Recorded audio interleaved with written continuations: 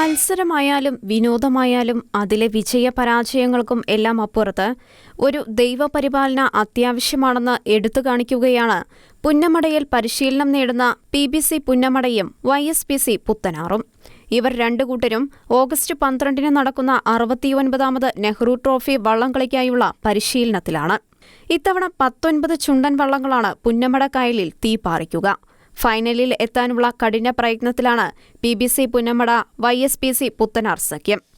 കഠിന പരിശീലനത്തിനും വ്യായാമത്തിനും ഒപ്പം പ്രാർത്ഥനയ്ക്കും ഇവർ സ്ഥാനം നൽകുന്നു എന്നതാണ് ഈ ടീമിനെ വ്യത്യസ്തമാക്കുന്നത്.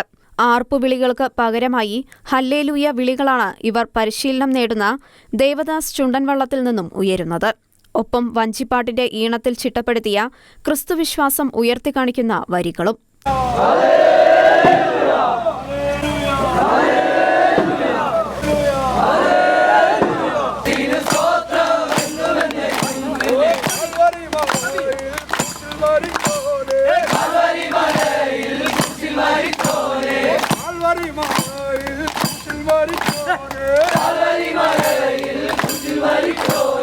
ആര്യാട് ചെറുപുഷ്പ ദേവാലയത്തിലെ പാരിഷ് ഹാളിൽ താമസിച്ചാണ് പ്രസ്തുത ബോട്ട് ക്ലബ് മത്സരത്തിനായി തയ്യാറെടുക്കുന്നത്.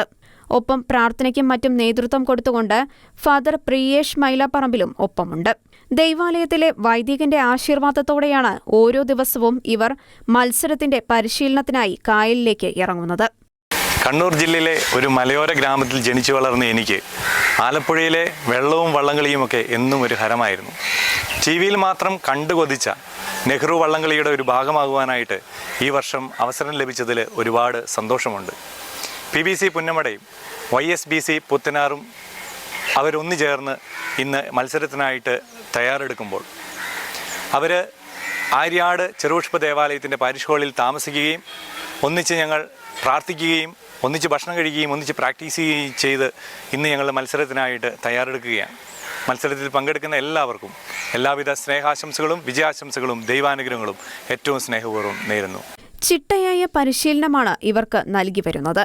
കായലിലെ പരിശീലനത്തിന് പുറമെ വ്യായാമവും ഡോക്ടർമാരുടെയും മറ്റും അവബോധ ക്ലാസുകളും നൽകി മാനസികമായും ശാരീരികമായും ഇവർ മത്സരത്തിന് തയ്യാറെടുക്കുകയാണ്.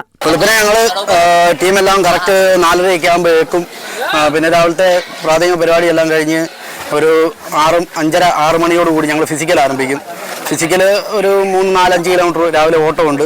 പിന്നെ ഒരു അരമണിക്കൂറോളം സ്ട്രെച്ച് ചെയ്യുന്നുണ്ട്. അതെല്ലാം കഴിഞ്ഞ് നേരെ ഞങ്ങൾ ഒരു ചെറിയൊരു പ്രാർത്ഥനയും ടീം മീറ്റിംഗ് എല്ലാം കൂടി നേരെ വള്ളത്തിലോട്ട് തുഴയാൻ വേണ്ടി കയറും. കഠിനമായ പരിശീലനം തന്നെയാണ് എടുക്കുന്നത്. ഇപ്പോഴും എല്ലാവർക്കും നല്ല രീതിയിലുള്ള ബുദ്ധിമുട്ടുണ്ട്. 24 ദിവസം 25 ദിവസമായി ഞങ്ങൾ ക്യാമ്പിൽ തന്നെ ഇപ്പം കളികൾ അന്ന് വരെ കിടക്കണം. അതിപ്പം നാടും വീടും വീട്ടുകാരെ എല്ലാം ഉപേക്ഷിച്ചാണ് ഞങ്ങൾ വന്ന് നിൽക്കുന്നത്. അതിനൊരു ഒറ്റ ലക്ഷ്യം മാത്രമേ ഉള്ളൂ ഞങ്ങൾക്ക് എല്ലാവർക്കും, നെഹ്റു ട്രോഫി എടുക്കുക എന്നുള്ളത്.